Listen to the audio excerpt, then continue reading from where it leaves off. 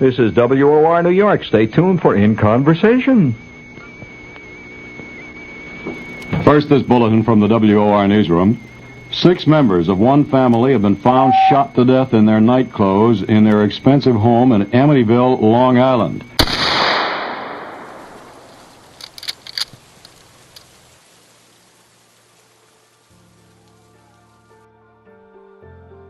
It would be the summer of 1975 when newlyweds George and Kathy Lutz were searching for a new home.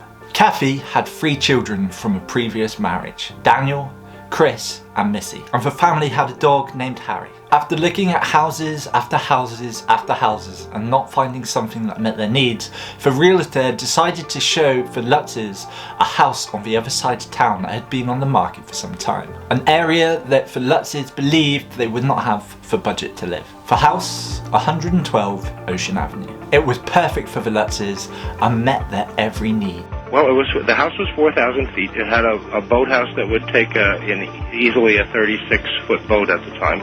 It had a 2-car garage attached to that, a heated pool, a full basement. It wasn't until after Kathy had fallen in love with the house that the realtor revealed that only 12 months prior the DeFeo murders took place in this property. This was obviously reflected in the price and explained why it had been on the market for so long. By then it had been reduced, if I remember correctly, to 90. We made an offer of 80 and they accepted it. Kathy and George were not the superstitious type, so they had a chat with their children and decided that this was the house for them.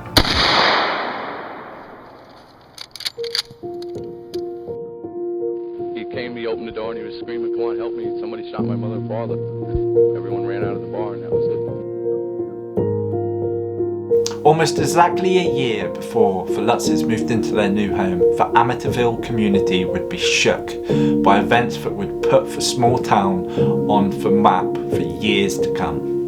The occupants of 112 Ocean Avenue would be found face down in their beds, shot while they were sleeping. Ronald DeFeo Sr., 43, his wife, Louise, 42, both shot twice. Dawn, 18, Allison, 13, Mark, 12, John Matthew, 9. All had 1 bullet each. The killer, their brother, Ronald DeFeo, aged 23.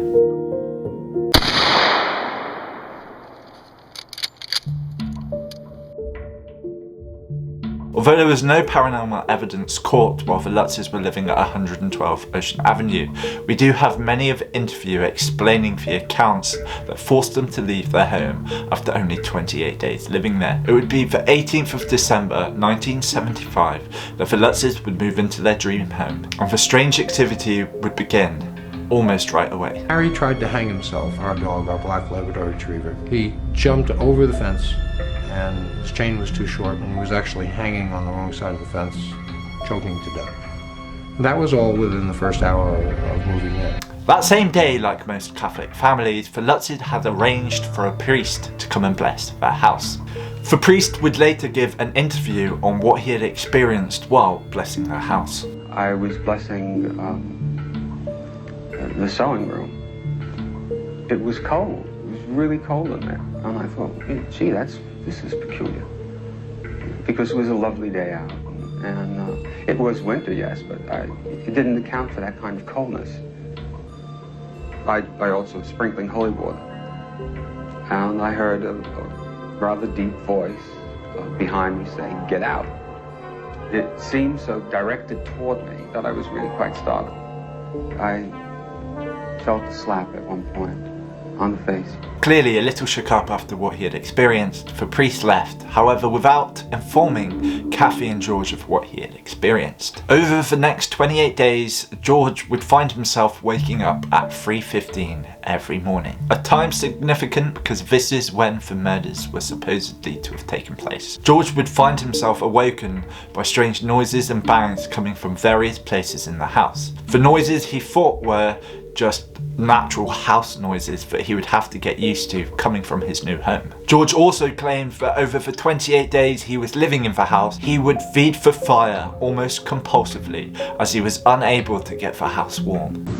We had extreme fluctuations in the heat, between 40 and 50 degree fluctuations. 3 times the servicemen came in. One time he was there, he heard the furnace functioning, and yet there was no heat within the house. The temperature was at 40, and yet thermostat read 80. Kathy would claim to be embraced and touched by some unseen entity. As this was happening, she could smell some sort of sweet perfume. Kathy's hand had been touched by something that we discussed and couldn't explain. It was just something unseen.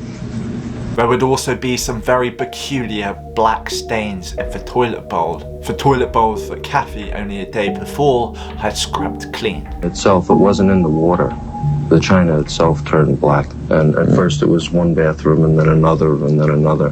There was never any reasonable explanation. This was accompanied by a very strange odour. The Lutzes also found some very strange activity associated with flies in one of their rooms. We also had hordes of flies that would appear within 2 rooms, and no matter how many times we would kill them, they would reappear.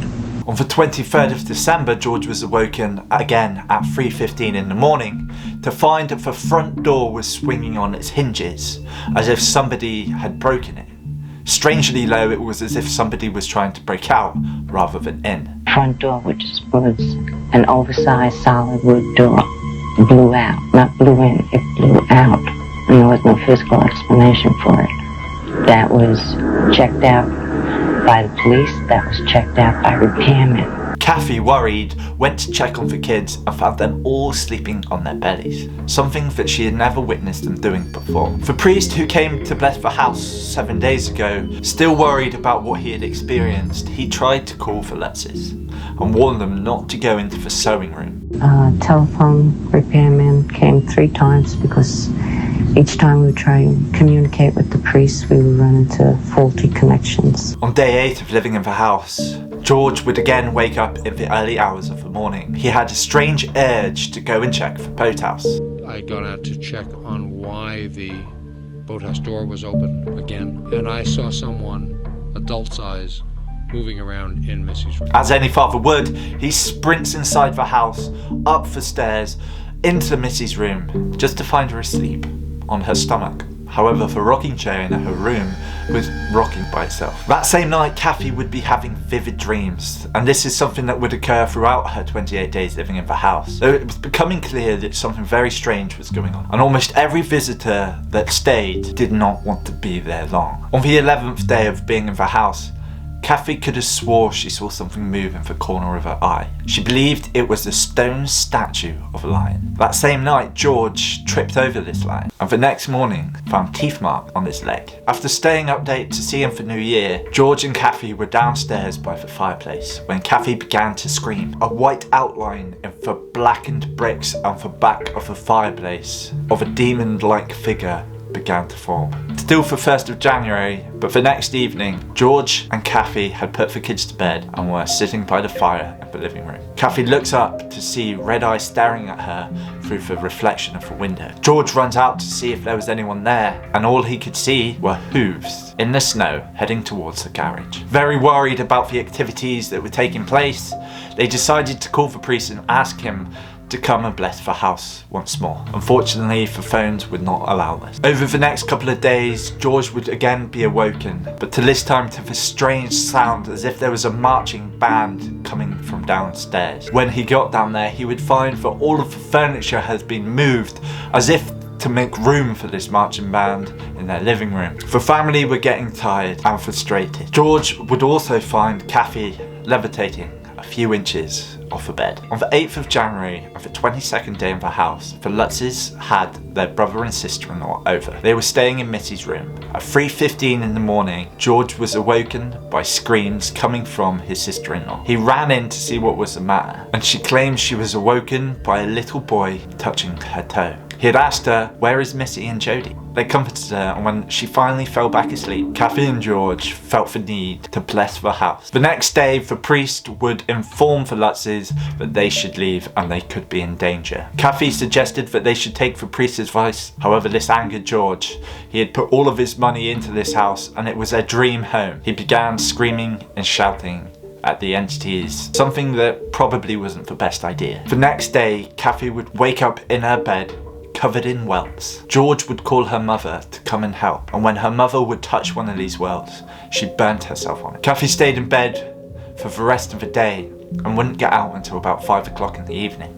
When she came downstairs, miraculously, the welts had disappeared. That night, an almighty storm would hit Amityville. George and Kathy were downstairs relaxing when they were interrupted by screams coming from upstairs. My son Danny's hands were caught in the window in the sewing room, and they were flattened. His hands were down, Oh my God. and the window had flattened the hands, and immediate reaction is we got to go to the hospital, and we start to go get ready to go, and didn't just slam down, was mushed in such a way that his hands were actually deformed. They were flat. Oh. So we get ready to go to the hospital, and then and he's screaming, and everybody's running around getting their coats and getting him downstairs and trying to calm him down. We go to leave and look at his hands, and he's fine. The next morning, with many of the windows being broken during the storm, there was rainwater all over the house. The family pitched in together to clean up. George began looking into getting some paranormal investigators into the house to find out what was going on. Whilst on the phone to one of these paranormal investigators, they informed him that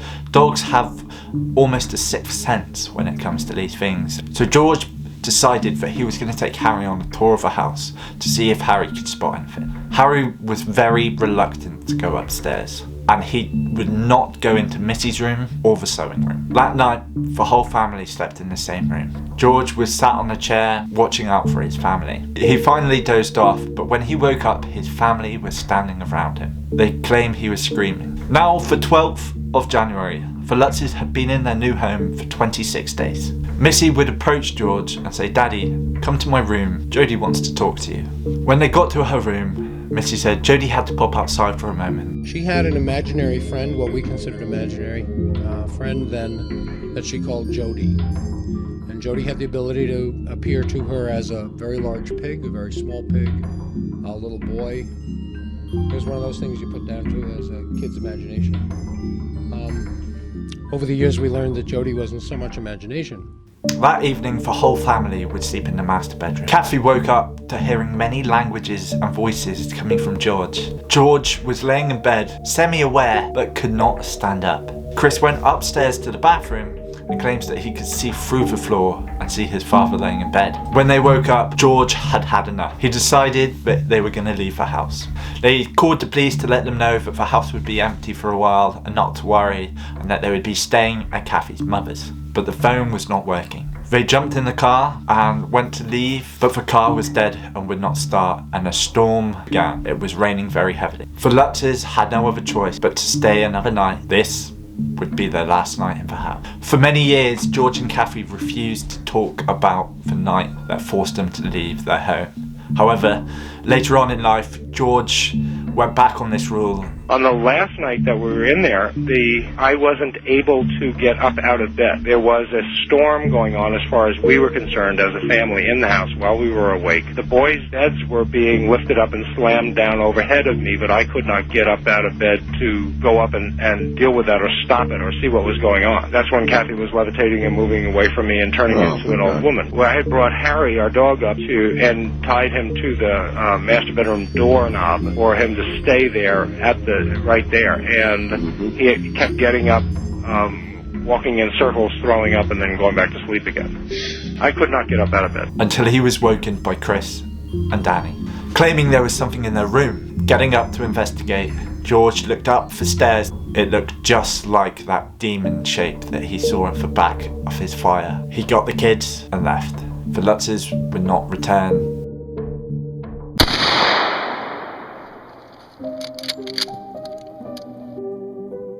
After moving in with Kathy's mother, George decided to recruit some help from some paranormal experts. His first port of call was Stephen Kaplan, who at the time was the president of the Parapsychology Institute of America on Long Island. However, George claimed that this deal came to an end after he found out that Stephen was a vampirologist and wanted to involve the press so he could become famous. And this is how famous Ed and Lorraine Warren got involved in the investigation. They were approached by Marvin Scott, a local television host who had worked with them on previous cases. Marvin Scott and the Warrens brought together a team of psychic investigators, paranormal experts, and a TV crew to carry out a night of investigations and seances within the 112 Ocean Avenue. At the time, the Lutz family refused to re-enter the house, and to be honest, I don't blame them. Ed Warren claimed that from the moment he first stood in the house, he experienced some extreme feelings of dread and death.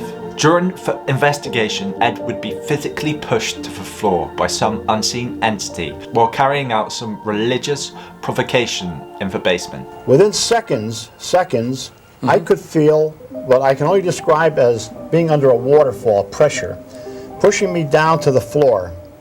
Then I could feel hundreds of pinpoints of electricity hitting my body. And then, as though they took a hot towel, wet towel, and dropped it right over my face, I couldn't breathe. Lorraine was also overwhelmed by the sense of a demonic presence and by the psychic impressions of the DeFeo's bodies laying in white body bags ready to be collected. She also experienced that feeling of being pushed back. During the evening, all of those involved in the investigation took part in a number of seances, and although there was nothing caught on camera, the psychic investigators did claim to experience something.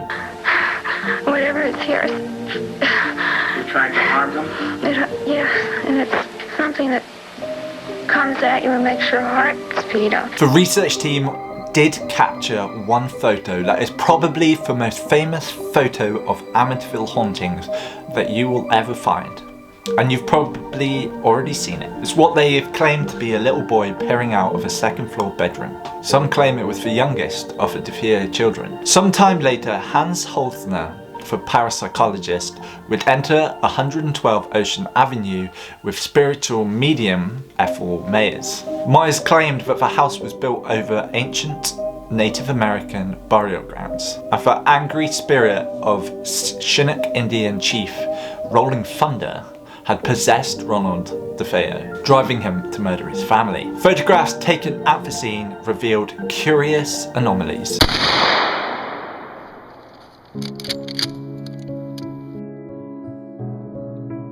As a reporter, I have to tell you, I did not see anything, I did not feel anything other than the reaction of Ed, Lorraine, the other psychics, and the other people around. Now, in a lot of these older cases, a lot of the evidence comes from eyewitnesses. Eyewitnesses can sometimes be unreliable. However, many of the biggest critics of the Amityville horror hauntings claim that the whole thing was made up. In 1976, William Weber, the attorney for Ronald DeFeo, was approached by a book writer who was interested in the case, and subsequently was interested in the Lutz's take on living in the house after the murders. And it is claimed that over a few bottles of wine, the whole story was fabricated. We sat down and we talked. We had a nice evening conversation. So this story evolved over dinner with the Lutzes and a bottle of wine. I think it was about 3 bottles of wine. Yes, about 3 bottles of wine. So the story grew with each bottle of wine? Each bottle became a better story. Ultimately, the Lutzes would go with Joe Anson for the book deal as they got a far better cut, but they would take a lot of the information that was handed to them by William Weber about the case to pad out the story, including the oozing substance on the walls and doors. The fingerprint powder that was all over the house, put there by the police who were looking for fingerprints. And they said, wow, look, there's the slime coming from the doors. And this would explain the vivid dreams that Kathy was having, as William Weber had fed her the information which she then passed on to Joe Anson. Some years later, the Lutzes would try to sue Weber, and from that we get some interesting evidence. For example, if you recall the priest who was in the house, well, in a sworn affidavit, he claims that his only contact with the Lutzes was a telephone call from the Lutzes regarding their psychic experiences. The Catholic Church would also later reveal and deny any association with the Amityville haunting case. Now, if you remember in many of the interviews that I had showed you, Kathy had mentioned that the police were called on a number of occasions. Even to this day, the Amityville police deny that ever attending 112 Ocean Avenue for any reason other than the murders, and had responded to the claims as being absolutely false. Some more inaccuracies start to emerge in the Lutz's story if we look at the weather. For example, the night that the hooves appeared in the snow, there was no snow in Amityville. And that night that they had the electrical storm, nearby weather records state that the conditions were just not right for one. And as for the doors and the windows being smashed and having to be replaced and hinges coming off, well, the new owners who moved in after the Lutzes claim that everything appears to be original. Now, if we go back to the beginning of the investigation and Stephen Kaplan, the vampirologist, well, he has a different reason for why George got rid of him. My husband did tell him that we don't charge you anything, but we are a public service organization, and if we find something backing what you say is there, we will tell the public what we found, and if we find that there isn't anything, we'll tell the public that, and if we find that you're putting us on and this is a hoax, we'll also tell them that. And this would obviously not be great for the Lutzes and their plan. And that night of the investigation, the Channel 5 news anchor who was present in the house still to this day denies it. And when his footage finally aired, it aired like this. Speed up, that kind of thing. The demonic force was supposedly the strongest in the sewing room, where Lorraine Warren conducted another seance by candlelight. Other than a brief chill, after all, it was February, I felt nothing unusual. But it did to me, Marvin, because I said to you, Marvin, I hope this is as close to hell as I'll ever get. I heard them, Father! I heard voices! Not I. The only persistent voice I heard that night was that of my crew, wanting to know when we were going to have the sandwiches we had brought along. And as for that photo of the child peering out from the bedroom door, people believe this was Paul Bartz, who was present as an investigator on that evening. They were wearing very similar checkered clothing. A member of the Amityville Truth Board had emailed Paul Bartz and questioned him about the possibility that he was actually the person pictured in the photo. And his email response was this: I am the same Paul Bartz that took part in the seance in Amityville home some 32 years ago. The image in the photo you mentioned does resemble me, and I know that Ed, now deceased, and Lorraine went on record, including national TV, stating it was a ghost. Because I have great respect and admiration for them, I will say no more on the issue, allowing the legend of the most haunted house in America to continue. Now, if this response from Mr. Bartz was real, then it makes us question the whole validity of not only this case, but far more of the Warrens cases. Although it's clear that Paul Bartz wants to stay hush on this subject, it is clear in his wording that he's almost confirming it was him.